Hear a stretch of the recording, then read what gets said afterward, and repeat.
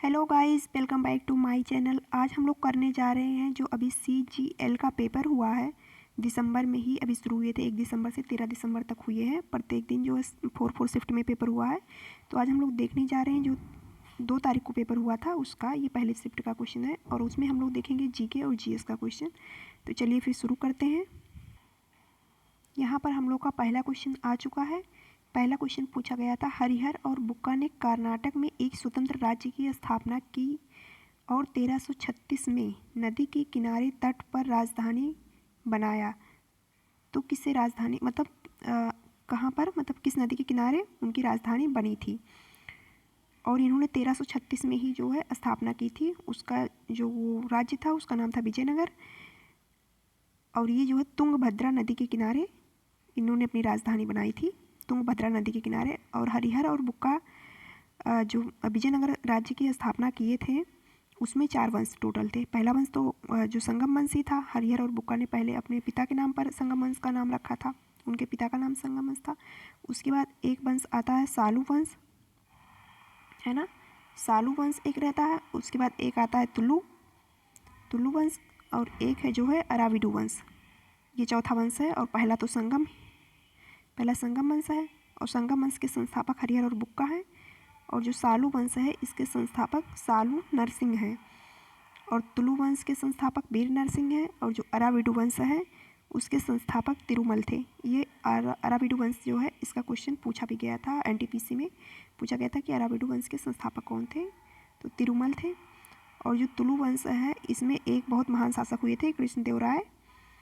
और जो ये संगम वंश मतलब ये विजयनगर जो राज्य है इसका अंत जो है 1665 ईस्वी में तालीकोटा का युद्ध हुआ था। 1665 ईस्वी में तालीकोटा का युद्ध हुआ था, उससे ही जो है इसकी मतलब इसकी समाप्त हो गई, ये समाप्त हो गया। इसके बाद हम लोग का क्वेश्चन नंबर 2 है। ये औद्योगिक संयंत्र दिए गए हैं एक साइड में और एक साइड में उनके स्थान दिए गए हैं और आपको मिलान करना है। तो बाल्को, इसको और NFL बाल्को, पहला जो है ये बाल्को है, इसको NFL और ICF। अगर आपको बाल्को पता होगा या फिर इसको ही पता होगा तब भी आप कर ले जाएंगे। बाल्को कहाँ पर है बताइए, बर्नपुर में है, चेन्नई में है, या मतलब कोरबा में है या भटिंडा में है। तो चलिए देख लेते हैं। बाल्को जो है ये कोरबा में है, देख लीजिए पहले का तीसरा, हाँ देखिए सही है यहाँ पर। बाल्को जो कोरबा में है, कोरबा में है। और इसको जो है 2 का 1 नंबर है, तो ये इसको जो है इसको बर्नपुर में है और बाल्को जो है ये कोरबा में है। और NFL A का 3 नंबर है, नहीं सॉरी 3 का D नंबर है। तो NFL जो है ये भटिंडा में है, और फिर 4 का B नंबर है, मतलब ICF ये चेन्नई में है। इसको हम लोग बढ़ते अपने नेक्स्ट क्वेश्चन पर। पूछा हॉर्नबिल महोत्सव कितने दिनों के लिए आयोजित किया जाता है। तो हॉर्नबिल महोत्सव जो ये 10 दिनों के लिए आयोजित किया जाता है। हॉर्नबिल महोत्सव ये कहाँ का मतलब त्यौहार है, ये है नागालैंड का, है ना, ये नागालैंड का बहुत ही फेमस त्यौहार है और ये नागा जनजाति द्वारा मनाया जाता है। नागालैंड में ये मनाया जाता है हॉर्नबिल महोत्सव। इसके बाद हम लोग बढ़ते हैं अपने नेक्स्ट क्वेश्चन पे। क्वेश्चन नंबर 4 है, निम्नलिखित में से किसने उद्देश्य से प्रस्ताव पेश किया था जिसको बाद में भारत के संविधान की प्रस्तावना के रूप में ग्रहण किया गया था। तो संविधान सभा की जो पहली बैठक हुई थी, देखिए इसका आप मतलब आंसर है जवाहरलाल नेहरू ने मतलब उद्देश्य प्रस्ताव प्रस्तुत किया था। और जवाहरलाल नेहरू ने उद्देश्य प्रस्ताव जो है 13 दिसंबर 1946 को इन्होंने प्रस्तुत किया था। और इसके बाद ये एक्सेप्ट किया गया था 22 जनवरी 1947 को, 22 जनवरी 1947 को इसको जो स्वीकृति मिली थी। और जो संविधान सभा है उसकी पहली बैठक 9 दिसंबर उसकी जो पहली बैठक है वो 9 दिसंबर 1946 को हुई थी, 9 दिसंबर 1946 को। और इसमें ही पहली बैठक में ही सच्चिदानंद सिन्हा को अस्थायी अध्यक्ष बनाया गया था। और पहली बैठक का जो मुस्लिम लीग ने बहिष्कार किया था। और फिर इसकी जो है दूसरी बैठक कब होती है, 11 दिसंबर को। 11 दिसंबर 1946 को होती है दूसरी बैठक। अब यहाँ पर जो है डॉक्टर राजेंद्र प्रसाद को, है ना, राजेंद्र प्रसाद को जो है अस्थायी अध्यक्ष बना दिया गया। डॉक्टर राजेंद्र प्रसाद को अस्थायी अध्यक्ष बना दिया गया था। और 13 दिसंबर फिर 1946 को तीसरी बैठक होती है, जहाँ पर पंडित जवाहरलाल नेहरू ने उद्देश्य प्रस्ताव मतलब पेश किया था, और बाद में यही जो है ये संविधान मतलब संविधान का प्रस्तावना बन गया। चलिए हम लोग बढ़ते अपने नेक्स्ट क्वेश्चन की तरफ, क्वेश्चन नंबर 5 पर।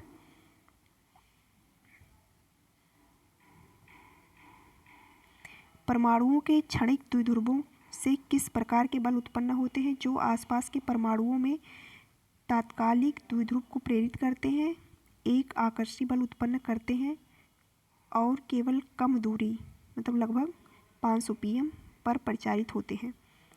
तो उसको क्या कहते हैं? वो लंदन प्रक्षेपण बल है, लंदन प्रक्षेपण बल।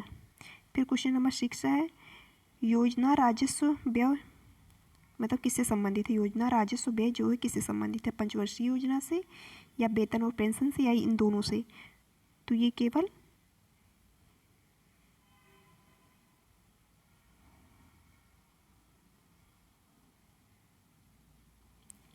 जो है, सॉरी कुछ गड़बड़ हो गया है, कुछ गड़बड़ हो गया था। चलिए फिर से देख लेते हैं। क्वेश्चन नंबर 6, योजना राजस्व व्यय किससे संबंधित है? तो योजना राजस्व व्यय जो है ये केवल और केवल पंचवर्षीय योजना से संबंधित होता है। बढ़ते हम लोग अपने नेक्स्ट क्वेश्चन की तरफ।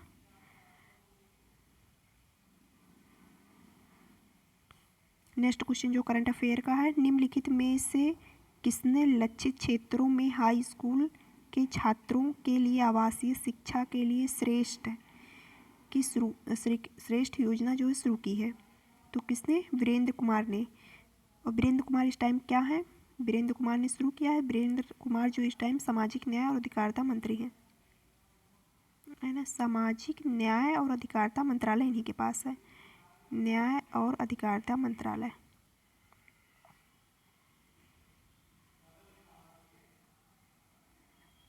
अधिकारिता मंत्रालय ये वीरेंद्र कुमार के पास है। चलिए हम लोग बढ़ते हैं इसके बाद नेक्स्ट क्वेश्चन पर। नेक्स्ट क्वेश्चन है हम लोगों का, राष्ट्रमंडल खेल 2018 किस स्थान पर आयोजित हुए थे? तो राष्ट्रमंडल खेल 2018 में ये हुए थे गोल्ड कोस्ट में, और 2022 में जो है हुए हैं ये कहाँ पर हुए हैं? देखिए 2018 का क्वेश्चन पूछा गया था, जबकि जब पेपर हुआ है तब 2022 के भी गेम हो चुके थे। ये कहाँ हुआ था? बर्मिंघम में,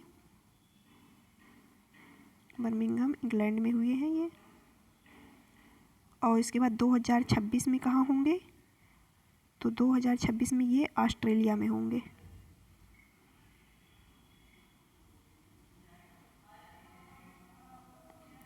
चलिए इसके बाद बढ़ते हैं हम लोग नेक्स्ट क्वेश्चन की तरफ अपने क्वेश्चन नंबर 9 पर। क्वेश्चन नंबर 9 भी जो करंट अफेयर का ही क्वेश्चन है। क्वेश्चन नंबर 9 है, आयुष मंत्रालय, फिर कुछ गड़बड़ हो। क्वेश्चन नंबर 9 है, आयुष मंत्रालय भारत सरकार द्वारा 2022 के अंतर्राष्ट्रीय योग दिवस की 100 दिवसीय उल्टी गिनती को चिन्हित करने के लिए निम्नलिखित में से कौन सा कार्यक्रम आयोजित किया गया था? कौन सा कार्यक्रम आयोजित किया गया था? तो योग महोत्सव आयोजित किया गया था। आप लोग कमेंट में बताइएगा कि आयुष मंत्रालय वर्तमान में किसके पास है। चलिए हम लोग बढ़ते हैं अपने क्वेश्चन नेक्स्ट क्वेश्चन की तरफ। क्वेश्चन नंबर 10 देख लेते हैं। क्वेश्चन नंबर 10 क्या है? ये भी करंट अफेयर का ही क्वेश्चन है। लिखा, निम्नलिखित में से कौन सा ABPMJAYSEHAT योजना के तहत 100% परिवारों को कवर करने वाला भारत का पहला जिला बन गया है? तो कौन सा पहला जिला है? ये है सांबा, जम्मू कश्मीर में है सांबा जिला। तो ये 100% परिवारों को कवर करने वाला पहला जिला भारत का बन गया है। बढ़ते अपने नेक्स्ट क्वेश्चन की तरफ। ये भी करंट अफेयर का ही क्वेश्चन है। विनियोग विधेयक, क्वेश्चन है 11 नंबर, विनियोग विधेयक 2022 लोकसभा में मतलब किस तारीख को पारित हुआ था? तो विनियोग विधेयक जो है 10 मई 2022 को पारित हुआ था। ये भी करंट अफेयर का ही क्वेश्चन है। बढ़ते अपने नेक्स्ट क्वेश्चन की तरफ। नेक्स्ट क्वेश्चन है, जब नदी मैदानी क्षेत्र में प्रवेश करती है तो मुड़दार मार्ग में बहने लगती है, ऐसे ऐसे ऐसे बहने लगती है। तो नदी को इन मोड़ों को क्या कहते हैं? तो इसको क्या कहा जाता है? विसर्प कहा जाता है। नेक्स्ट क्वेश्चन हम लोग देख लेते हैं। फिर क्वेश्चन नंबर 13 है, झारखंड में सरहुल पर्व किस ऋतु में मनाया जाता है? तो ये बसंत ऋतु में मनाया जाता है। कभी कभी ये पूछ लेता है कि सरहुल पर्व किस राज्य का है? तो वो झारखंड का है।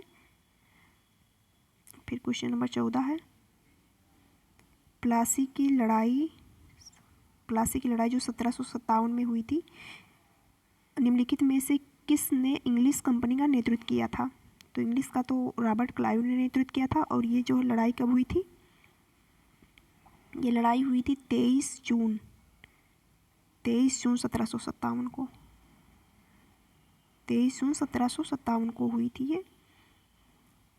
और जो बंगाल के नवाब सिराजुद्दौला और लॉर्ड क्लाइव के बीच हुई थी। और इसमें विजय भी लॉर्ड क्लाइव की हुई थी। इसमें जो है नवाब थे बंगाल के, सिराजुद्दौला, उनका जो सेनापति था मीर जाफर, उसने गद्दारी कर दी थी।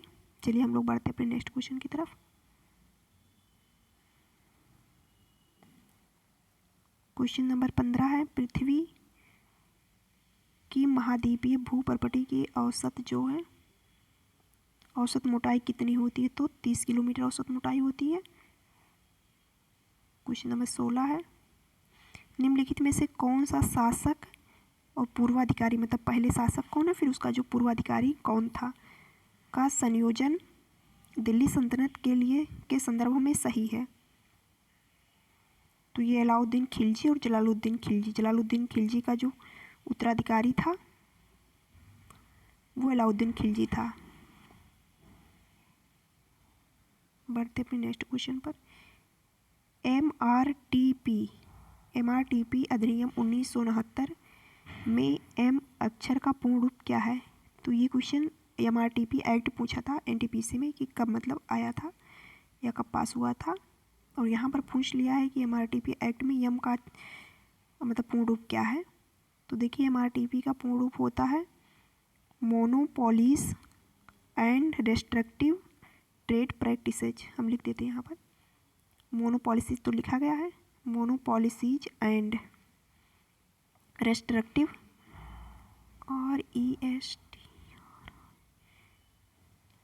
Restrictive trade practices.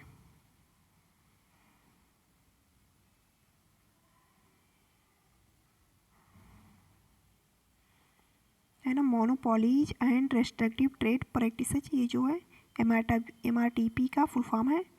और ये 1969 में एक्ट पारित हुआ था। फिर क्वेश्चन नंबर 18 है, भारत में नियमित रूप से प्रत्येक वर्ष जनगणना होती है।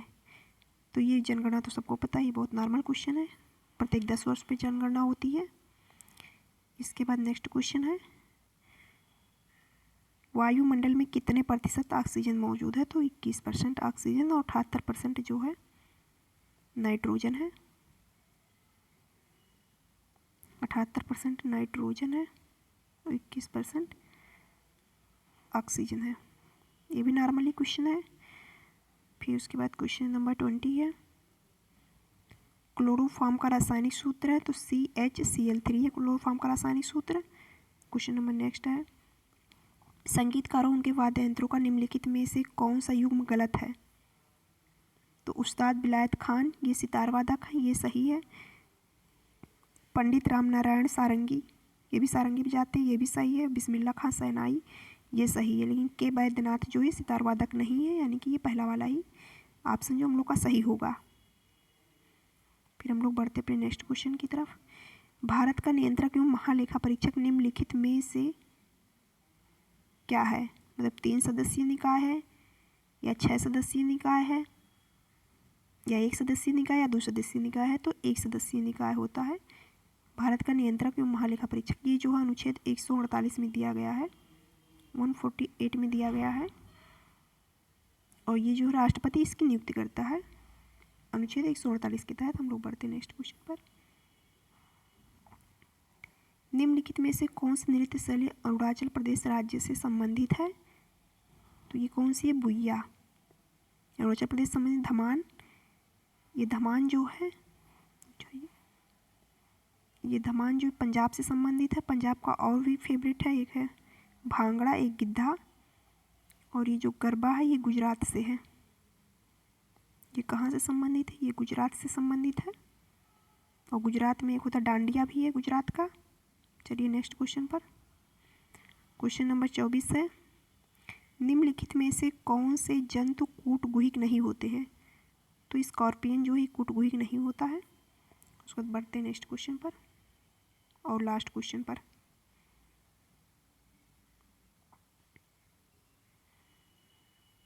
ये हम लोग का लास्ट क्वेश्चन है। The word manuscripts derived from which of the following language? तो जो मैन्युस्क्रिप्ट वर्ड है वो पूछ रहा है किस लैंग्वेज से ड्राइव किया गया है। तो ये लैटिन लैंग्वेज से ड्राइव किया गया है। अगर आपको वीडियो अच्छी लगी तो please like share and subscribe करना ना भूलें। मिलते हैं हम लोग अपने नेक्स्ट वीडियो में, तब तक के लिए स्वस्थ रहें, अच्छे रहें, पढ़ाई लिखाई करें। धन्यवाद देखने के लिए। Thanks for watching.